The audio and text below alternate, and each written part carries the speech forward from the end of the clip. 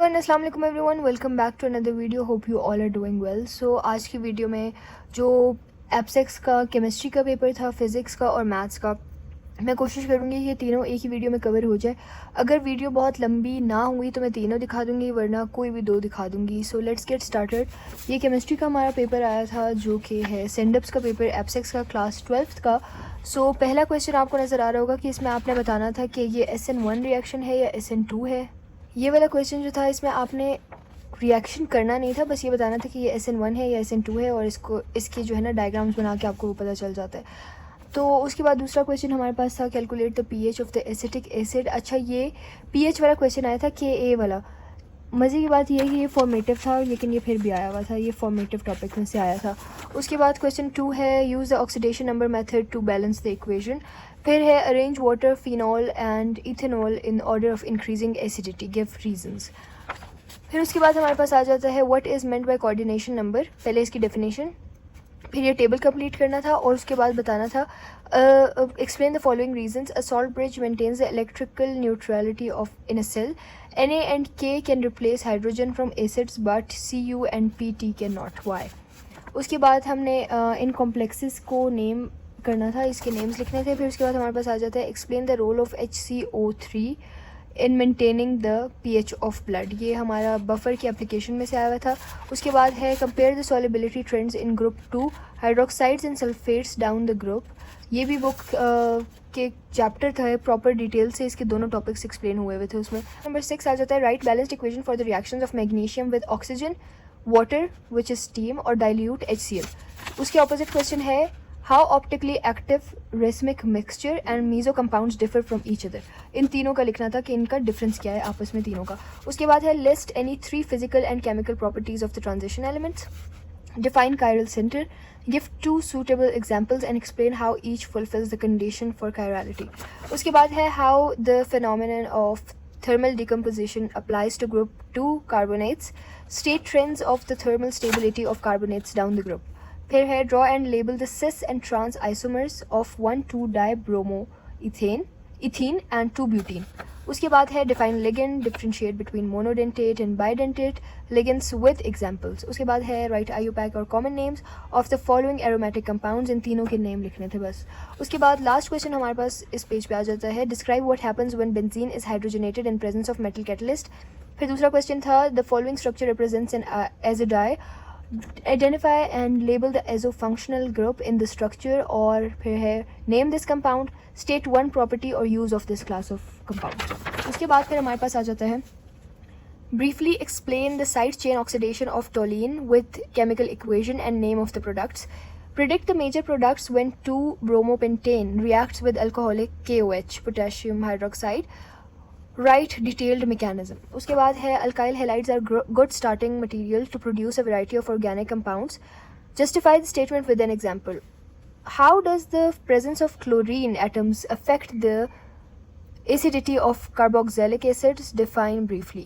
उसके बाद है arrange the following in decreasing order of acidity, ethanol, phenol and ethanoic acid। What is buffer solution, how can it be prepared in laboratory, give examples to support your answer। Consider the reaction given below। ये reaction था। Draw and label the diagram of the galvanic cell for reaction, identify the anode and cathode, show the direction of flow of electrons, write 2 half reactions involved in this cell। फिर है using phenol as starting material, how would you prepare sodium phenoxide and azodie। फिर long questions हमारे पास आ जाते हैं। पहला question हमारे पास long में आ जाता है explain the electrophilic substitution reaction in phenol, illustrate your answer with suitable equations for nitration and bromination। फिर है describe the SN1 and SN2 mechanism of the nucleophilic substitution in halogenoalkanes, explain step by step mechanism of each reaction with suitable examples। Second question है derive the KPC expression for a solute distributed between 2 immiscible solvents। B है discuss 2 factors that affect its value। C है calculate KPC if 0.8 gram solute is in 100 centimeter cube of solvent A and 0.2 gram in 100 centimeter cube of solvent B। Opposite में है describe the structure of benzene and explain how delocalization of pi electrons accounts for its stability and unique chemical behaviour SLO of chapter 7 given in. पता नहीं ये इसकी कोई तुक नहीं बनती थी कि ये चीज़ क्यों दी है। पेज नंबर और SLO और चैप्टर मेंशन करने की क्या लॉजिक है, मतलब पूरे पेपर में कोई मेंशन नहीं है। I think it's a typing mistake और समथिंग। उसके बाद है describe the mechanism of electrophilic aromatic substitution in benzene with reference to halogenation and Friedel Crafts alkylation. In your answer include role of electrophile and catalyst, stepwise mechanism, formation of sigma complex, effect of substituents on the position of substitution, orthometapara, predict the major products। ये बहुत लंबा question था, मतलब इसमें इतनी सारी चीज़ें पूछी हुई है, इट वॉज सो लॉन्ग। तो ऑपोजिट वाला बहुत ही छोटा था, वो ईजी भी था। which was during the electrolysis of molten sodium chloride, describe the process occurring at anode and cathode, कि किस पे ऑक्सीडेशन हो रही है, किस पे रिडक्शन हो रही है। Calculate the total charge passed through the cell if a current of 3 ampere is applied for 2 hours. उसके बाद हमारे पास लास्ट क्वेश्चन आ जाता है compare and contrast the titration curves for a strong acid with a weak base and a weak acid with a strong base. Draw both curves on the same axis and discuss the initial pH values, approximate pH at the equivalence point, and the reasons for the differences observed in the both titrations. उसके opposite question है describe with the help of label diagram how 5 degenerate 3D orbitals of a transition metal ion split in both octahedral and tetrahedral complexes. Name the 2 sets of orbitals in each case and explain the cause of splitting. तो ये था पूरा paper chemistry का जो आया था, और it wasn't that difficult, अच्छा पेपर आया था। डिफिकल्टी लेवल was fine, कुछ क्वेश्चन मुश्किल थे, कुछ आसान थे। Overall paper was really good. Okay, so I just remembered कि फिजिक्स का मैं ऑलरेडी दे चुकी हूँ review, so let's get to maths now. Maths का पेपर डिस्कस हम कर लेते हैं। पहला क्वेश्चन हमारे पास आया है given that fx is equal to f minus 6x is 1 to 1, find its inverse and represent f and f inverse graphically. पहले ये बताया हुआ है कि 1 to 1 है, वो आपने चेक नहीं करना, तो आपने डायरेक्टली इसका इन्वर्स फाइंड करना था और फिर f और f इन्वर्स के ग्राफ्स प्लॉट करने थे। यहाँ पे हमारे पास आ जाता है fx। उसके बाद हमारे पास ये 3 टाइप्स गिवन है, 3 इक्वेशंस, एंड 3 इक्वेशंस से हमने k की वैल्यू फाइंड करनी थी। Predict the function from the graph, question 2 में आ जाता है। क्वेश्चन 2 में हमारे पास predict the function from the graph आ जाता है। फिर differentiate between sine inverse 2x³ plus x divided by sine x, ये हमने डिफरेंशिएशन जो करनी थी चैप्टर 2 वहाँ से आया। फिर उसके बाद है dy/dx, अगेन y की हमने डिफरेंशिएशन करनी थी, हमने इसका डेरिवेटिव निकालना था। उसके बाद हमारे पास आ जाता है population of the world was 2.5 million in 1990, the exponential growth rate was 1.6 per year, और find the population of the 2000। तो आई थिंक ये मेरे ख्याल से 2.10 से आया है। वो जितने भी लास्ट वाले थे ना एक्सरसाइजेस, उसमें हमेशा इस तरह के ही वर्ड प्रॉब्लम्स होते थे। फिर हमारे पास आ जाता है solve the initial value problem, y की वैल्यू दी हुई, आपने पहले इसको सॉल्व करना था सारा, फिर आपने जो भी आपका आंसर आता उसमें आपने y1 इज इक्वल टू 0 है, तो आपने x की जगह 1 पुट करना था और फिर इसका आंसर निकालना था। उसके बाद हमारे पास आ जाता है critical value of the function find करनी थी। फिर हमारे पास इवेलुएट दिस स्पेसिफिक फंक्शन, ये हमारे पास सब्स्टिट्यूशन से करना था और ये इंटीग्रेशन वाले चैप्टर से आया हुआ है। फिर हमारे पास इसका ऑपोजिट जो है उसमें डेरिवेटिव फाइंड करना था, y दिया हुआ है, विद रिस्पेक्ट टू x इसका डेरिवेटिव फाइंड करना था। फिर हमारे पास आ जाता है क्वेश्चन नंबर 7, इसमें भी हमारे पास एक वैल्यू दी हुई है और हमने इसका इंटीग्रेशन लेनी थी। उसके बाद हमारे पास है find the instantaneous velocity of the particle at t is equal to 0। फिर हमारे पास आ जाता है इवेलुएट, ये हमें दिया हुआ था और इसको पार्शियल फ्रैक्शन के फॉर्म में करना था। अब ये जो है ना इम्प्रॉपर फ्रैक्शन थी, पहले इसको प्रॉपर बनाना था फिर पार्शियल फ्रैक्शन अप्लाई करनी थी, डायरेक्टली नहीं।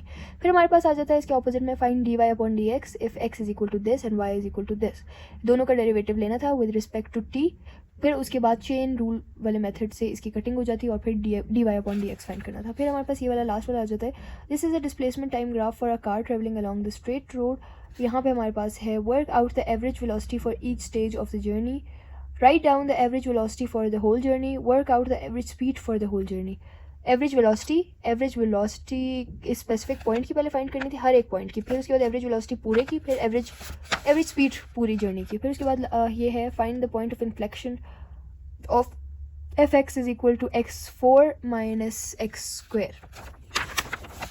फिर है 10th question, find consumer and producer surpluses, S की भी वैल्यू दी हुई है, डी की भी दी हुई है, फॉर्मूलाज अप्लाई करने थे और फिर आंसर आ जाता है। इस तरह का हमने क्वेश्चन हमारी एक्सरसाइज में भी है।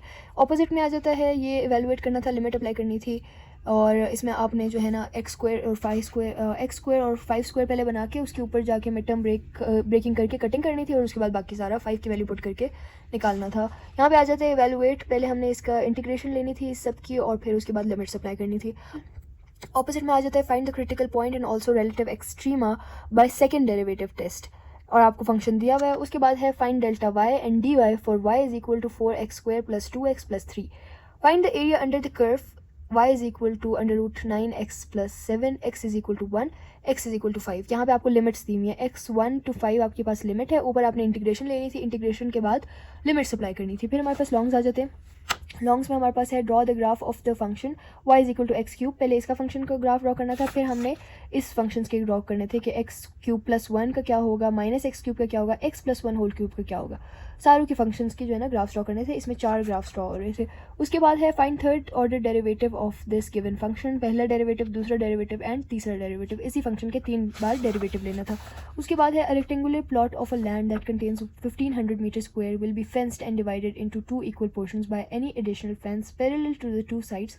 Find the dimension of the land that requires the least amount of fencing. ये वाला तो मुझे समझ नहीं आया था तो मैंने इसके ऑपोजिट वाला किया। ऑपोजिट में हमें 2 फंक्शंस दिए हुए हैं और ये दोनों, पहला वाला आइलेट से हो रहा है और दूसरा वाला भी आई थिंक आइलेट से हो रहा है, तो आइलेट से सॉल्व करना था और दूसरे वाले को भी आइलेट से सॉल्व करके एंड में लिमिट्स अप्लाई करनी थी। पहले वाले में कोई लिमिट नहीं है। उसके बाद है a cup of tea is left to cool in a room where the temperature is constant at 25 degree Celsius.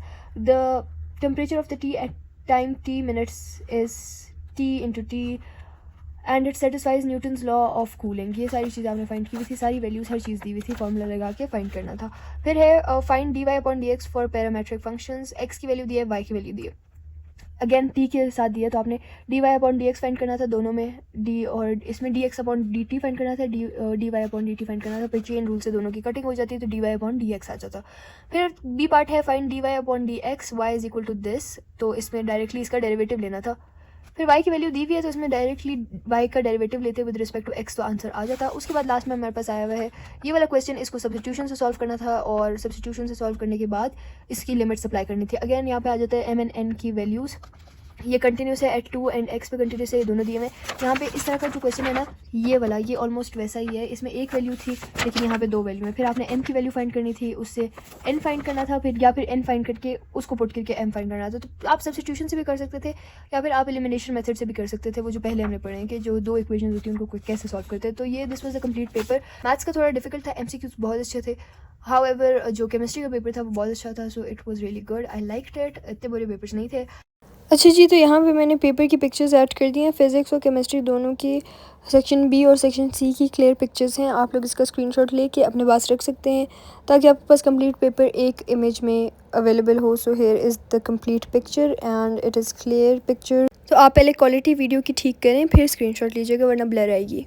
This was it for today's video. I hope you all liked it. See you all in the next one. Till next time. Allah Hafiz and bye bye.